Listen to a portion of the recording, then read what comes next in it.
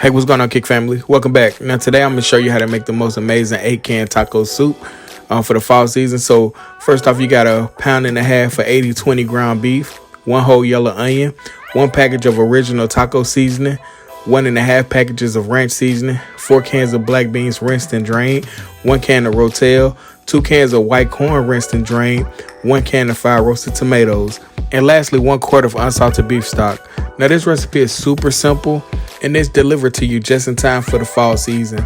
Happy fall to everybody. And as we go through this season, we're going to give you a lot more soup and sandwich recipes that will keep your taste buds begging for more. For the full recipe, check out the description box below. We have it listed. Also for the step-by-step video recipe, we also have the link in the description box below.